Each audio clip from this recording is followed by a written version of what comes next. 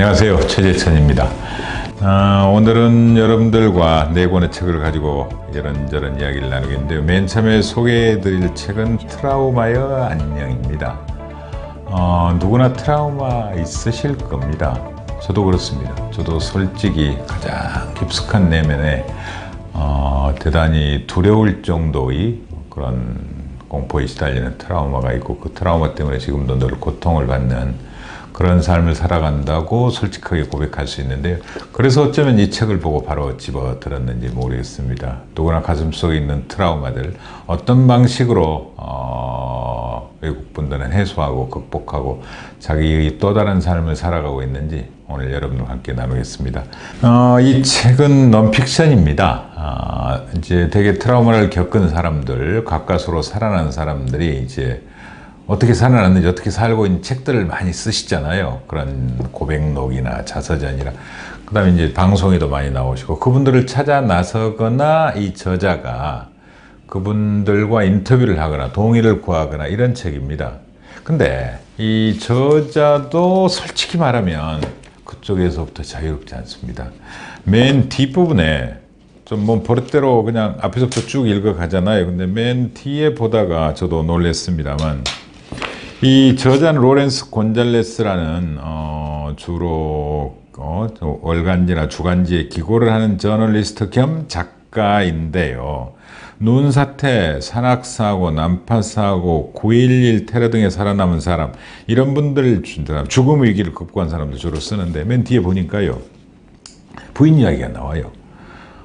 부인은 27살 때 암에 걸렸다 살아났고, 가정을 꾸리겠다는 꿈을 포기했었고, 42살 때는 에디슨병에 걸렸고, 너무 희귀한 병이라 병명을 알아내지 못했고 48시간 동안 혼수상태에 있었고, 그 다음에 부신에서 호르몬을 만들어내지 못하기 때문에 하루에 2번 그 약을 먹어야 되고, 약을 끊으면 일주일 정도밖에 살지 못해요. 어쩌면 이런 부인 때문에 이런 쪽에 연구를 하게 됐을까요?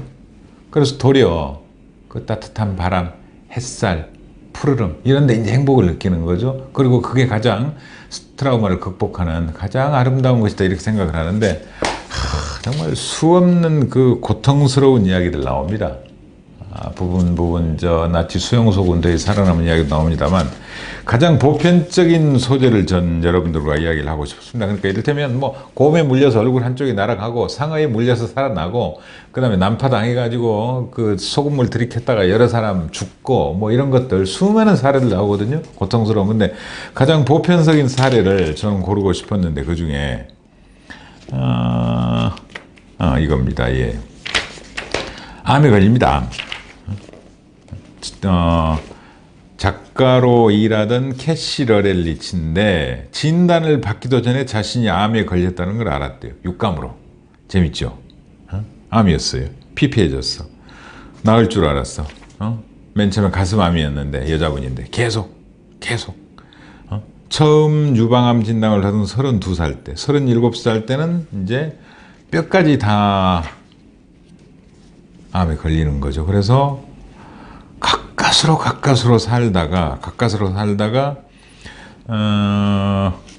미국을 떠납니다. 근데 재밌는 문장이 하나 있더라고요.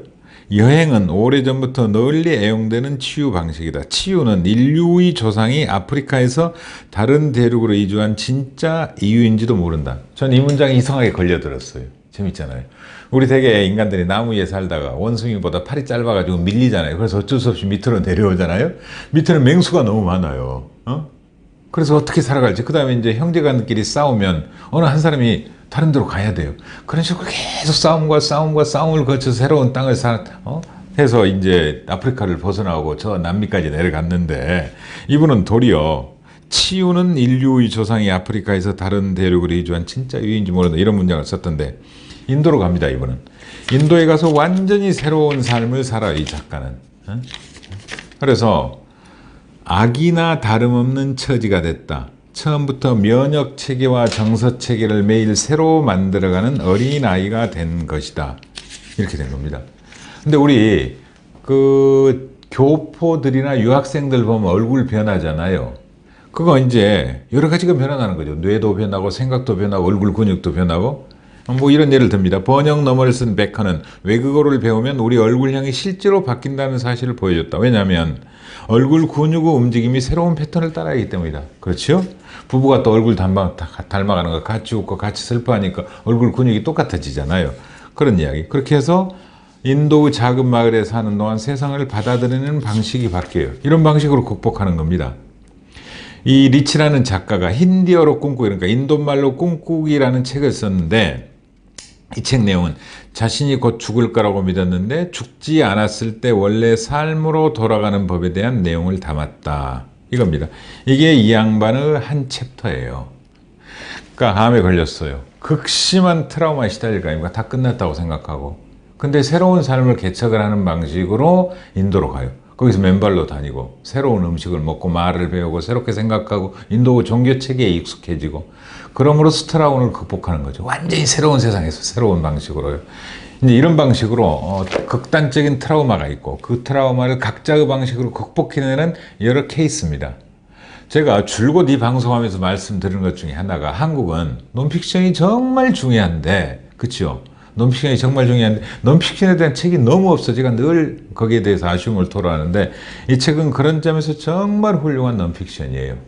이 작가 로렌스 곤잘레스는 대단히 훌륭한 논픽션 작가입니다. 자, 그러면 이런 분들을 서양 사람들 특유 특징이 있잖아요. 귀납적으로 이제 결론을 내려야 되겠죠.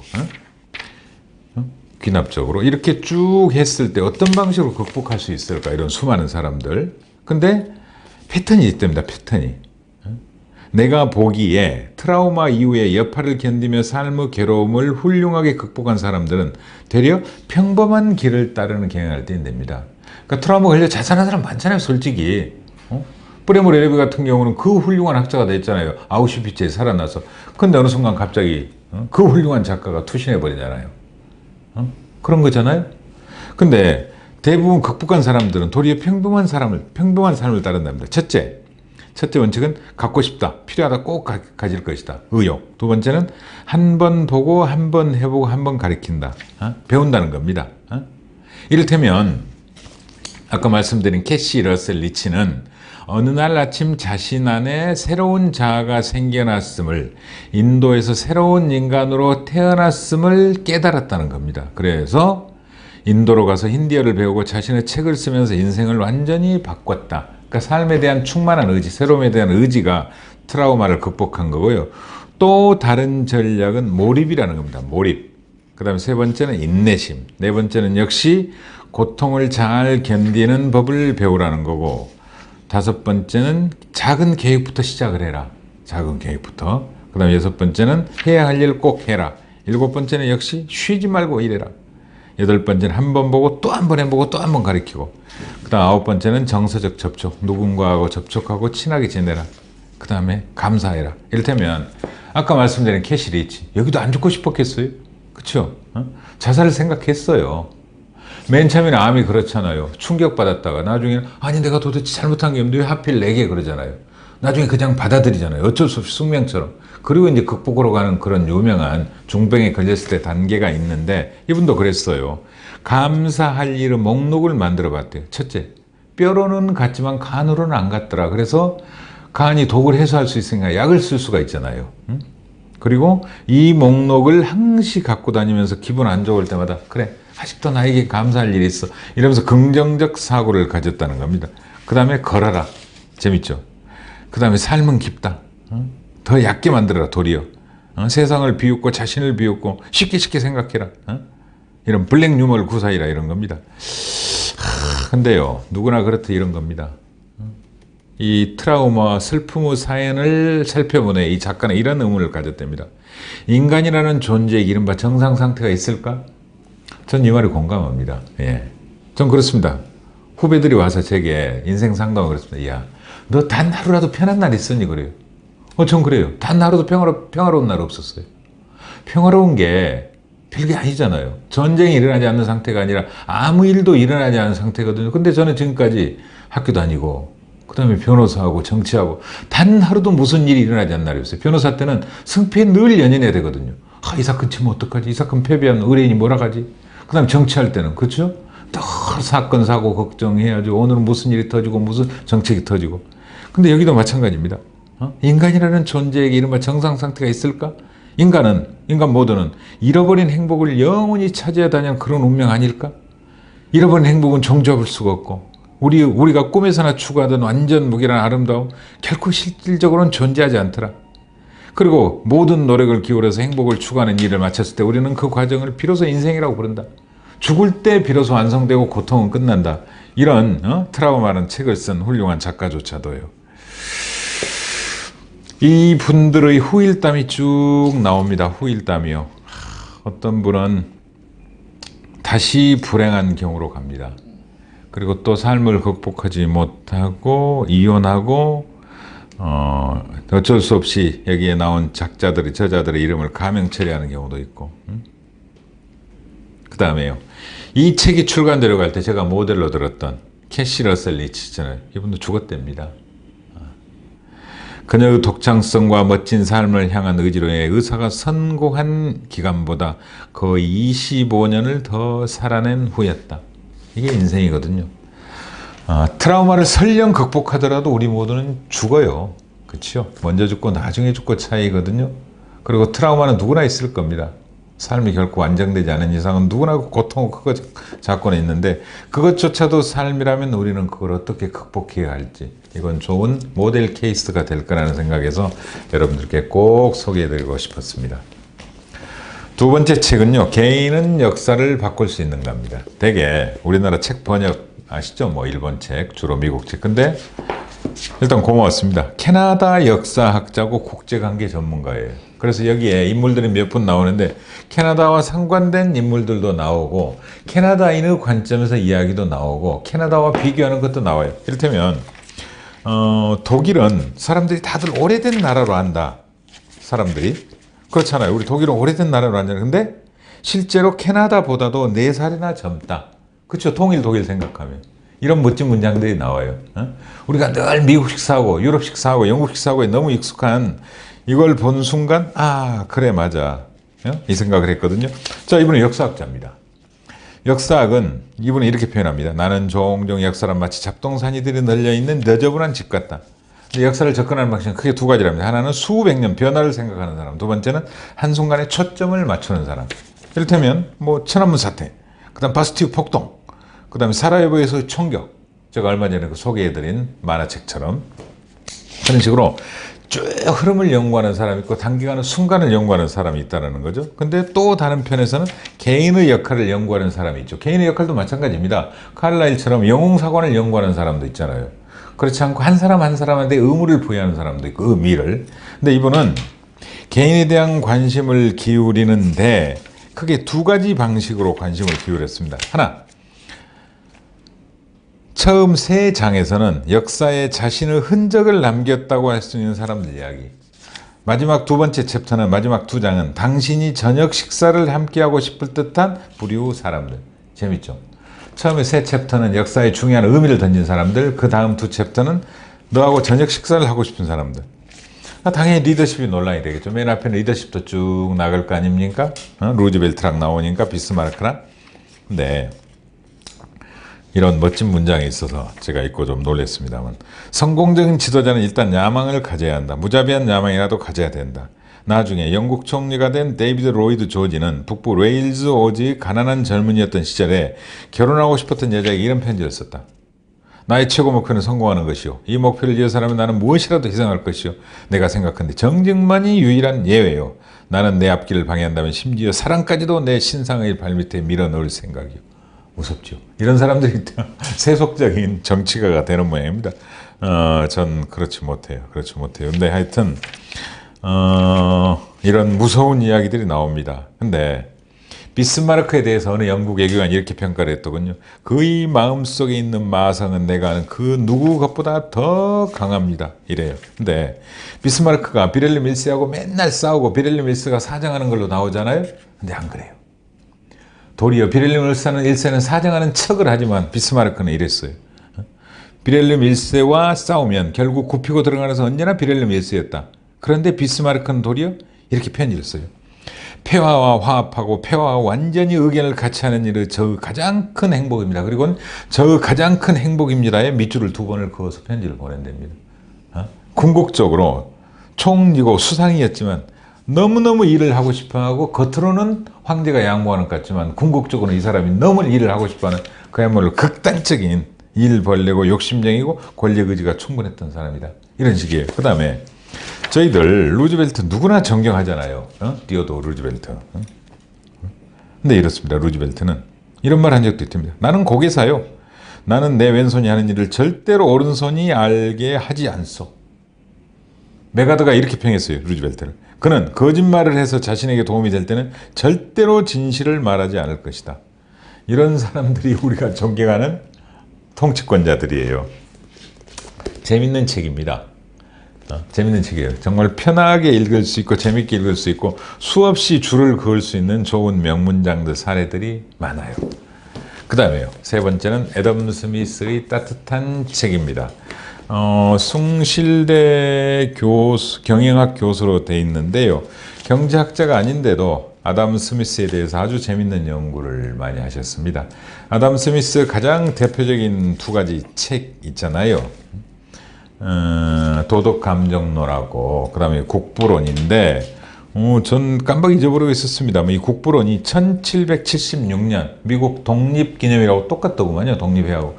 그렇게 기억하면 그 역사적 의미를 잘 기억할 수 있을 것 같아요. 1776입니다. 1776. 53살 때 썼는데 그렇게 했고요. 그 다음에 또 하나 재밌게 소개하고 싶었던 건 스미스는 자신의 묘비명을 도덕감정론의 저자, 여기에 잠들다라고 해달라는 유언을 남길 정도로 도덕감정론에 큰 자부심을 가졌다. 실제 묘비명은 도덕감정론과 국부론의 저자, 여기에 잠들다. 이렇게 되어 있답니다. 자, 이 책의 장점은 크게 두 가지입니다. 하나는 노노와 많은 비교를 해놨어요. 동양 철학과. 그래서 저는 책 제목을 차라리 그렇게 하지 이렇게 생각을 했거든요. 그 다음에 두 번째는 보이지 않는 손에 대해서 한국 사회에 정말 잘못 알려져 있고 저는 도리어 그 수정주의, 잘못 알려졌다는 쪽을 손 들고 싶어하고 의도를 가지고라도 이야기를 하는데 그 보이지 않는 손에 대한 외국 학계의 논쟁이 있잖아요. 이걸 정리해놨어요. 저는 지금까지 도덕감정론에 보이지 않는 손이 더 나온다 이 정도만 어디 가서 이야기를 하고 다녔는데 사후에 출간된 전집 중에 천문학의 역사에 인비지블 핸드가 맨 처음에 나온대요. 전 이건 여기서 처음 알았습니다. 그 다음 두 번째로 나온 책이 도덕감정론이고 세 번째로 나온 책이 국부론이에요. 근데 첫 번째하고 두 번째는 신의 섭리로 해석할 수 있고 세 번째는 이제 논쟁이 시작되는데 폴 사뮤엘슨 신자유주의 경제학자인 폴 사뮤엘슨이 이걸 시장 자유주의, 신자유주의로 해석함으로써 문제가 생겼다. 이 학설을 이 책은 취하고 있습니다. 그래서 이걸 어떻게 해석하고 있는지 여러분들께서 확인을 해주시고 제가 한 몇 달 전에 시진핑 국정 운영을 말하다는 책을 소개하면서 2014년 5월 26일 시진핑은 연설에서 보이지 않는 손과 보이는 손 이 둘 보완 효과를 이야기했다고 제가 소개해드린 적이 있는데 이분도 놀랍게 이 부분을 인용을 해서 이분이 좀 다독하시는구나 그러면서 대단히 기뻤단 말씀도 부과합니다. 그 다음에 마지막에 오래된 아름다움입니다. 이분 고미술의 유혹이라는 책을 제가 읽고 또 인사동에서 뵌 적도 있는데 그 후속편으로 오래된 아름다움이라는 책을 내셨습니다. 이분도 희한하게 지금 숭실대에 계시던가? 네, 그렇죠. 숭실대 교수예요. 이분은 경제학과 교수입니다. 근데 고미술, 우리 하는 말로 골동품, 인사동에 관심이 많으신 분이에요. 고미술의 유혹은 좀 더 개인적인 성격의 책이라면 이 책은 개론적인 성격이 더 강해요. 그래서 재미로 따지면 전작이 더 재밌는데 약간 아무래도 뭐라 그럴까요? 조금 무게감을 느끼신 것 같아요. 이 책은 조금 더 자유스러웠다면 좋았겠다 이 생각이 들었는데 하여튼 골동품 세계, 고미술의 세계에 들어오는 사람들에 대해서 욕심을 부리고 지금 안내를 하고 계십니다. 그러다 보니까 대단히 포괄적인 책이 됐어요. 여러분들께 한번 권하고 싶고 고미술의 유혹과 함께 개인적으로요. 이렇게 경제학자도 고미술에 관심을 갖는 분도 계시고 그 다음에 전에 이 책에도 나옵니다만 최영도 변호사님이라고 유명한 그 국가인권위원장까지 하신 분 계시잖아요. 그분은 토기만을 모으셔가지고 국박에 기증을 하세요. 그런 재밌는 분들이 많습니다. 또 현대가의 어느 사모님은 그 베개 옆에 수놓은 부분 있죠. 그것만 쭉 모으고 계세요. 그 다음에 여기도 나옵니다만 어디 저 인사동에 갔더니 꼭두 그 상여 있죠. 상여의 그 장식물 이것만 모으는 분도 계시고 저는 뭐 그 정도는 못 됩니다만 주로 탁본 정도 전 조금 모으고 있습니다만 특히 특별히 적은 분은 우리요 가야토기, 신라토기 비쌀 것 같잖아요. 제 방에 제가 쓰는 방에 신라시대 톡이 하나 있습니다. 그 인사동에서 얼마 주고 산 줄 아세요? 약간 깨졌습니다만 30만 원 주고 샀어요. 근데 사람들은 대단히 톡이 비싼 줄 알아요. 가야 톡이요 너무 쌉니다. 30만 원, 50만 원, 70만 원에 사요. 큰 오리 키만 한 거예요. 한국 사람들이 외국 골동에 대해서는 아주 관심을 갖는데 우리 것에 대해서는 관심이 조금 약하다는 불평불만 적어놓으시는 나도 마찬가지입니다. 우리가 비싸게 사야 다른 나라에서 비싸게 팔립니다. 솔직히요. 지난번에 한번 말씀드렸죠. 족보 우리가 안 모으니까요. 하버드 도서관에서요. 여름이면 인사동 와가지고 지금 쓸어갑니다. 하버드 옌칭 도서관에서 대한민국 족보를 쓸어가고 있다니까요. 매년 여름이면 의미 있는 집안의 족보를요. 그리고 나중에 우리는 하버드에 가서 보게 될 거 아닙니까? 연구하는 학자들이. 그렇습니다. 하여튼 고미술 뭐 무덤에서 나오고 옛날 사람이 쓰던 거고 이런 생각하면 불편해지잖아요. 근데 우리 것에 대한 진정한 아름다움을 느낀다고 생각하시고 한번 이쪽에 대한 접근 이것도 상보 아닙니까? 우리 상 덮었던 옛날에 그런 것들에 대한 관심을 가져주는 계기로 되었으면 좋겠습니다. 오늘은 고미술에 대한 관심을 말씀하시는 우리 김치호 교수님의 오래된 아름다움, 그 다음에 애덤 스미스 도덕감정론 국부론과 그 다음에 논어를 비교하고 동양철학과 비교하고 인비지블 핸드에 대한 새로운 해석을 요구한 김근배 교수님의 애덤 스미스 따뜻한 손, 그리고 캐나다의 작가시죠. 역사학자 마거릿 맥밀런 교수님의 개인은 역사를 바꿀 수 있는 것. 이건 대단히 대중서고 좋습니다. 그 다음에 가장 권하고 싶었던 트라우마의 안녕. 이 네 권 가지고 여러분들과 함께 했습니다. 다음 시간에 뵙겠습니다. 고맙습니다.